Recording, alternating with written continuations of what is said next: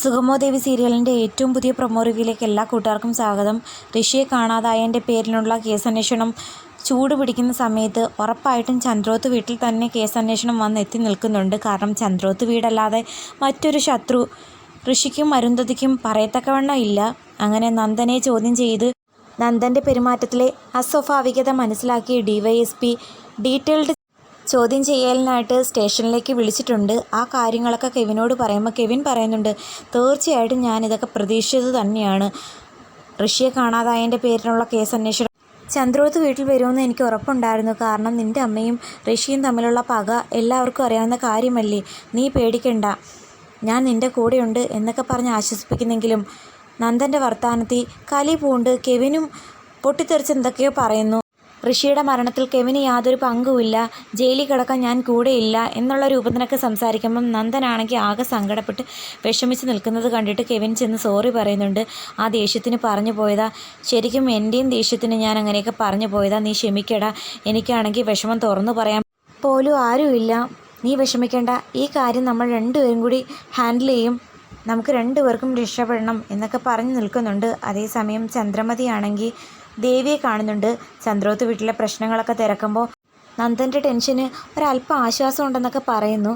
എന്തായാലും നിങ്ങൾ ആ വീട് മാറുന്നതായിരിക്കും നല്ലത്. മീരമോളാണെങ്കിൽ ആഗ്രഹങ്ങളൊന്നും സബലീകരിക്കാതെ മരിച്ചതാണ്. അതിൻ്റേതായിട്ടുള്ള എല്ലാ ബുദ്ധിമുട്ടുകളും കാണും. പക്ഷെ നിങ്ങളെ ആരെയും അവൾ ദ്രോഹിക്കില്ലെന്നുള്ള കാര്യം എനിക്ക് ഉറപ്പുണ്ട്. കാരണം ഞങ്ങളുടെ വീടിനേക്കാളും ചന്ദ്രോത്ത് വീടായിരുന്നു അവളുടെ സ്വന്തം വീടായിട്ട് കരുതി അവൾ അവിടെയാണ് കൂടുതൽ സമയം സ്പെൻഡ് ചെയ്തിട്ടുള്ളത് എന്നൊക്കെ പറയുമ്പം ദേവി പറയുന്നുണ്ട്, എനിക്ക് മീരയെ യാതൊരു പേടിയില്ല, അങ്ങനെ മീരയുടെ ആത്മാവുണ്ടെന്ന് വിശ്വസിക്കുന്നതും ഇല്ല. ആൻറ്റി എന്തായാലും ടെൻഷൻ അടിക്കണ്ട, ആൻറ്റിക്ക് മക്കളായിട്ട് ഞാനും തനൂജയും ഒക്കെ ഉള്ളപ്പോൾ എന്തിനാ പേടിക്കുന്നത്. ശരിക്കും മോളെ, ഞാൻ എൻ്റെ സ്വന്തം മകളെ പോലെ തന്നെയാണ് കാണുന്നത്. നീ എൻ്റെ സ്വന്തം മകളാണെന്ന് പറയാനുള്ളൊരു മനസ്സ് കാണിച്ചല്ലോ, അത് തന്നെ സന്തോഷം. ശരിക്കും പറഞ്ഞാൽ ഞാൻ എൻ്റെ മകളെക്കുറിച്ച് ഓർത്ത് വിഷമിക്കുന്നത് പോലെ അരുന്ധതി ഋഷിയെക്കുറിച്ച് ഓർത്ത് വിഷമിക്കുന്നുണ്ടാകും എന്നൊക്കെ പറയുമ്പോൾ ദേവിക്കും വിഷമം വരുന്നുണ്ട്. ചന്ദ്രോത്ത് വീട്ടിൽ ഭാർഗവിയാണെങ്കിൽ പ്രഭക്കുഞ്ഞിനെ കാണാൻ വരുന്നുണ്ട്. ഋഷിയെ കാണാതായതിൻ്റെ പേരിലുള്ള കേസന്വേഷണം ചന്ദ്രോത്ത് വീട്ടിൽ വന്ന് നിൽക്കുവാണെന്നൊക്കെ മനസ്സിലാക്കി പ്രഭാവതിയെ സമാധാനിപ്പിക്കാൻ വേണ്ടിയിട്ടാണ് ഭാർഗവി വന്നിരിക്കുന്നത്. അപ്പോൾ ഭാർഗവി പറയുന്നുണ്ട്, എന്തൊക്കെയാണ് കുഞ്ഞ് കേൾക്കുന്നത്, ആ ഋഷിക്ക് എന്തെങ്കിലും അപകടം സംഭവിച്ചു കാണുമോ, അതോ മനഃപൂർവ്വം കുഞ്ഞിനെയും നന്ദമോനെയൊക്കെ അകത്താക്കാൻ വേണ്ടിയിട്ട് മറഞ്ഞു നിൽക്കുന്നതായിരിക്കുമോ. ശരിക്കും പറഞ്ഞാൽ എൻ്റെ ഭാർഗവി, ആ ഋഷിയെ എന്തെങ്കിലും ചെയ്തിരിക്കണം എന്ന് ഞാൻ ആഗ്രഹിച്ചിരുന്നു. അവനെ ഈ ലോകത്തുനിന്ന് തന്നെ പറഞ്ഞു വിടണമെന്ന് പോലും ഞാൻ വിചാരിച്ചിരുന്നു. അവൻ അത്രമാത്രം എന്നെ അപമാനപ്പെടുത്തിയിട്ടുണ്ട്. ഒരിക്കൽ എന്നെ തട്ടിക്കൊണ്ടുപോയി ഒരു ഗുണ്ടാ സങ്കേതത്തിൽ വെച്ച് അവനും അവൻ്റെ കൂട്ടുകാരും ചേർന്ന് ഒരുപാട് മാനസികമായി വിഷമിപ്പിച്ചു. പിന്നീട് ക്ഷേത്രത്തിൽ ഞാനും ചന്ദ്രമതിയായിട്ട് മീരമോളുടെ കർമ്മങ്ങളൊക്കെ ചെയ്തു വരുന്ന സമയത്ത് മറ്റുള്ളവരുടെ മുമ്പിൽ എന്നെ ഒരുപാട് മാനം കെടുത്തി ആ ഒരു വീഡിയോ സോഷ്യൽ മീഡിയയിൽ പ്രചരിപ്പിച്ച് എന്നെ വീണ്ടും അപമാനിപ്പിച്ചു. അവനൊന്ന് തീർന്നു കിട്ടിയിരുന്നെങ്കിൽ എന്ന് പോലും ഞാൻ കരുതിയിട്ടുണ്ട്. പക്ഷേ അവനെ കാണാതായ ഈ സംഭവമായിട്ട് എനിക്കോ എൻ്റെ കുടുംബത്തിലെ ആർക്കും തന്നെ ഒരു ബന്ധവുമില്ല.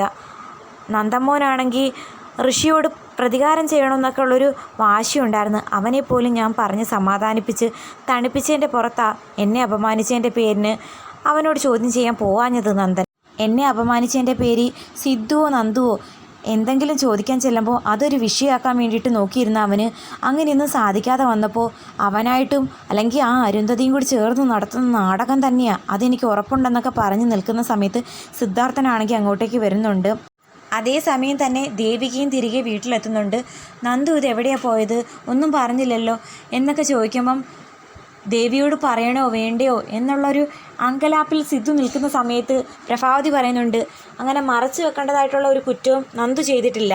അതുകൊണ്ട് തന്നെ നന്ദു എവിടെ പോയെന്നുള്ള കാര്യം ദേവിയോട് മറച്ചു വെക്കുന്നത് എന്തിനാ സിദ്ധു എന്ന് ചോദിക്കുമ്പം അത് മോളെ, ഋഷിയെ കാണാതായതിൻ്റെ പേരിനുള്ള കേസന്വേഷണവുമായി ബന്ധപ്പെട്ട് ചോദ്യം ചെയ്യലിന് DYSP വീട്ടിൽ വന്ന് നന്ദനെ വിളിച്ചിട്ടുണ്ടായിരുന്നു. അങ്ങനെ സ്റ്റേഷനിലേക്ക് പോയതാ എന്ന് പറയുമ്പം ദേവിക്ക് നല്ലൊരു ടെൻഷനൊക്കെ ആകുന്നുണ്ട്. ഇതെന്താ ഇങ്ങനെയൊക്കെ, നന്ദനെ ചോദ്യം ചെയ്യണമെങ്കിൽ എന്തെങ്കിലും ഒരു തെളിവോ കാര്യങ്ങളോ അവർക്ക് കിട്ടിക്കാണുമോ എന്നുള്ളൊരു ടെൻഷനുണ്ട്. എന്തായാലും സ്റ്റേഷനിൽ DYSP ആണെങ്കിൽ നന്ദനെയും കെവിനെയും ചോദ്യം ചെയ്യുന്നുണ്ട്. ഈ മാസം 16-ാം തീയതി നന്ദൻ എവിടെ, നന്ദനല്ല നന്ദനും കെവിനും എവിടെയായിരുന്നെന്ന് ചോദിക്കുന്ന ചോദ്യത്തിന് പതറി ഉത്തരം പറയുന്ന നന്ദനോട് വീണ്ടും അവർ പല ചോദ്യങ്ങളും ചോദിക്കുന്നുണ്ട്. ഇനി ടെൻഷൻ അടിച്ച് നന്ദനാണെങ്കിൽ അവർക്ക് മനസ്സിലാകുന്ന രൂപത്തിൽ എന്തെങ്കിലും ക്ലൂ കൊടുക്കുമെന്ന് വെച്ചാൽ അറിയത്തില്ല. കെവിനും നന്നായിട്ട് പേടിച്ചാണ് ഇരിക്കുന്നത്. പക്ഷേ നന്ദൻ്റെ മറുപടി കെവിനെയും കൂടി കൊടുക്കുമോ ഇല്ലയോ എന്ന് കാത്തിരുന്ന് കാണാം.